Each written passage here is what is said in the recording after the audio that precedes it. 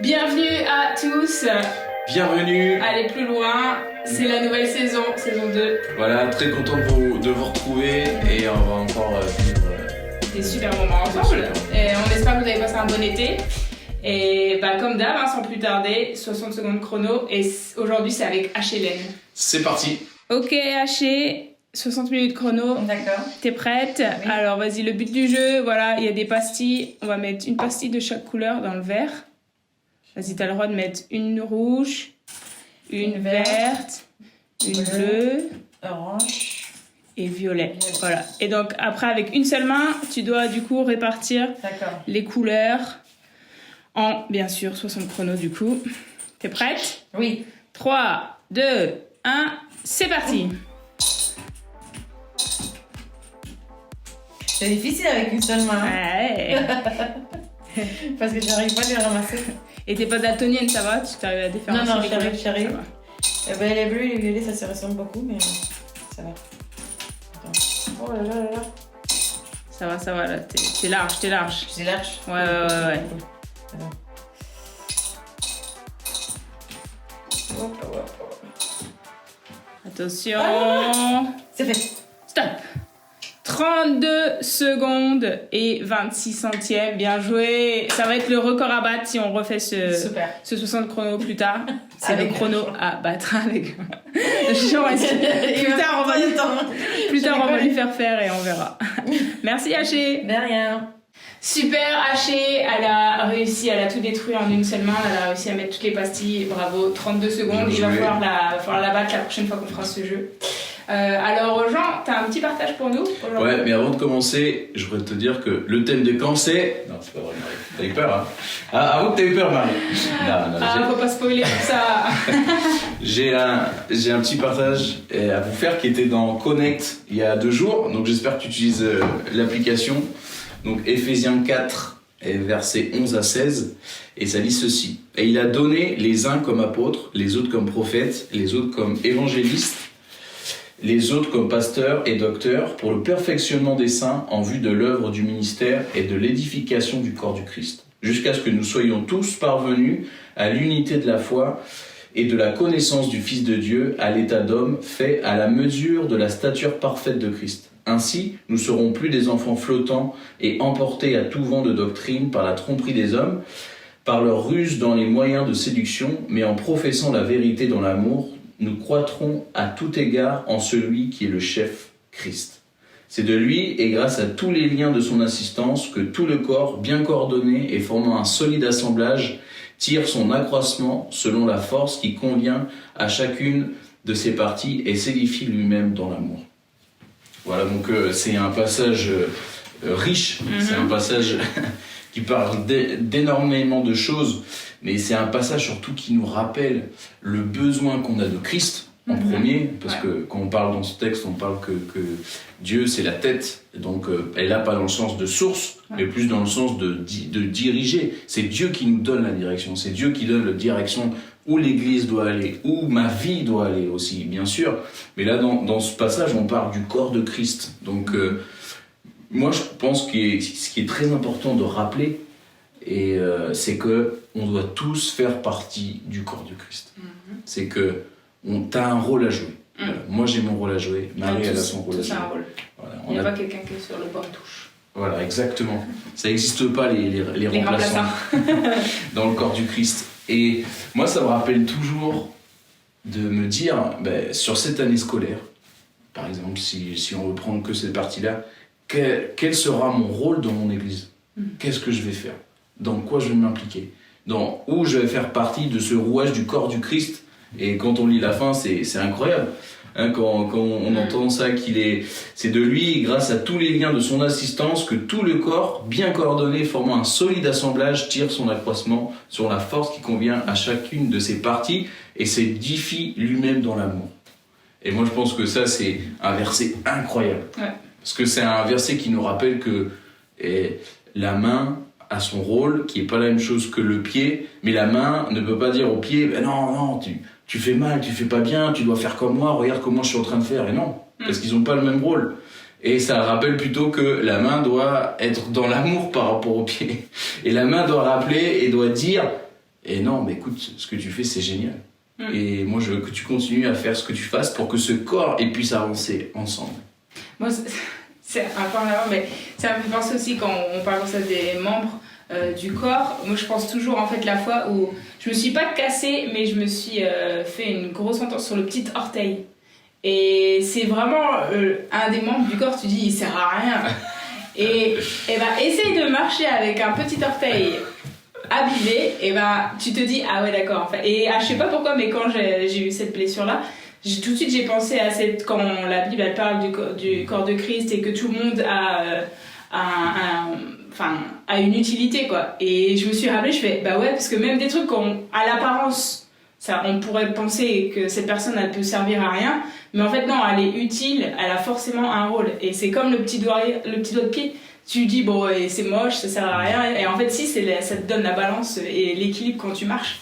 Et à chaque fois ça me fait penser à ça. Et le verset 16, ça me fait toujours penser aussi à Louis Giglio qui a fait tu sais le truc avec la molécule là, qui ressemble à une croix, la laminine, et que c'est la molécule en fait qui tient tout notre corps ensemble, et que ça soit la forme d'une croix.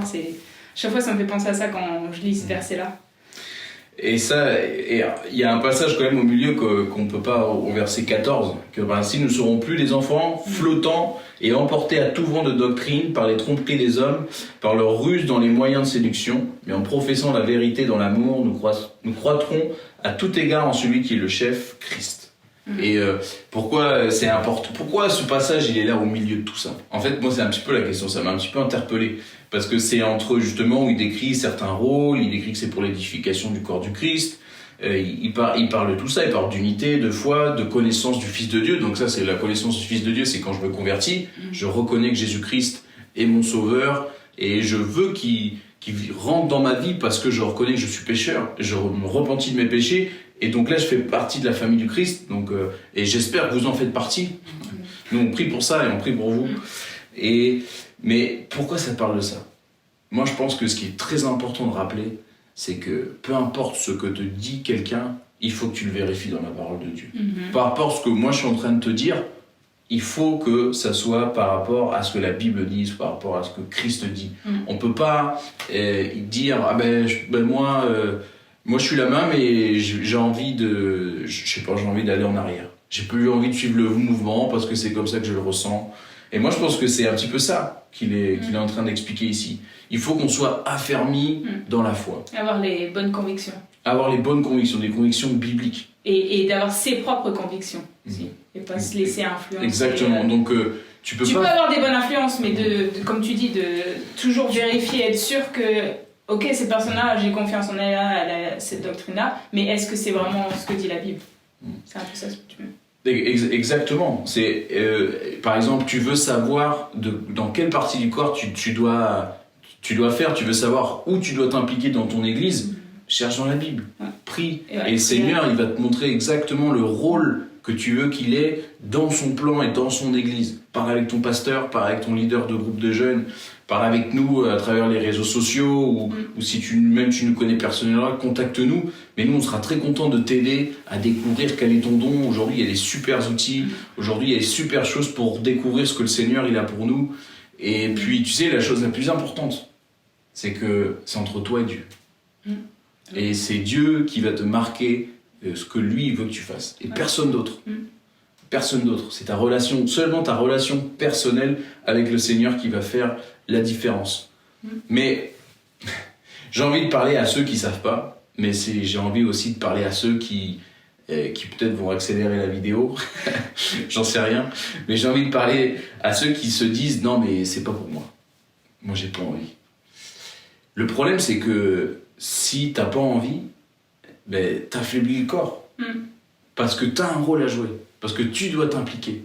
Et ça, pour moi, c'est la chose la plus importante. On ne peut pas être sur cette terre, avoir accepté Jésus-Christ, prendre la connaissance de qui est Jésus-Christ, sans après qu'il y ait un changement dans ta vie et une implication dans ton église. Et ça, pour moi, c'est ce qui est le plus important. Tu ne peux pas vivre la même vie d'avant.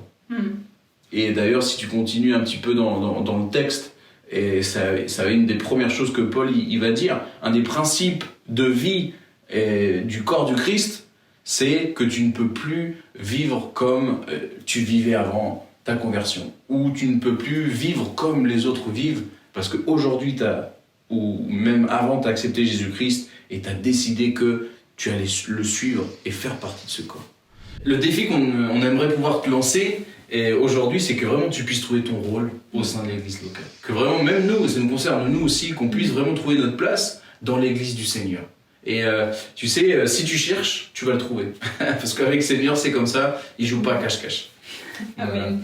Merci beaucoup Jean pour ce partage. Et on enchaîne avec la promesse du jour. Et aujourd'hui, c'est Myriam. Salut à tous, et dans la promesse du jour, on va parler de la foi. Rappelez-vous le moment où vous êtes convertis, où vous avez compris tout l'amour de Jésus, vous avez compris son sacrifice dans la foi. On était tous bouillants à vouloir plus en savoir, à lire la Bible, à vraiment prendre ce sacrifice personnellement. Et en fait, ce sacrifice que Jésus a fait, ce don gratuit qu'il nous a donné, c'est vraiment un cadeau, et il faut tous les jours s'en rappeler, et pas s'en rappeler qu'une seule fois au moment de la conversion, mais c'est vraiment tous les jours qu'il faut s'en rappeler, et vraiment avoir cette envie de lire la parole, cette envie de le prier tous les jours, et pas seulement une fois qu'on est converti, vraiment, et ça, se rappeler vraiment, être comme un enfant qui a besoin du lait de sa maman. Nous, on a encore plus besoin de la parole de Dieu pour grandir, et pas qu'au début de la foi, vraiment à chaque instant de notre vie. Et c'est pas le sacrifice de Dieu, c'est pas quelque chose qui est passé, mais c'est quelque chose qui est toujours là, tous les jours pour nous, et il faut s'en rappeler, il faut pas l'oublier, il faut toujours être autant désireux qu'on l'était au début de lire la Bible, de prier. Alors c'est pour ça que je vais vous encourager à lire votre Bible tous les jours, parce qu'on a vraiment besoin de cette nourriture spirituelle.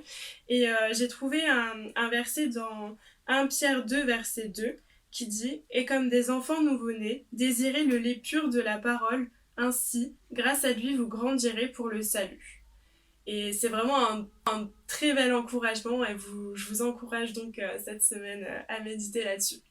Merci beaucoup Myriam. Et oui, moi en tout cas, je désire passer du temps dans la présence du Seigneur.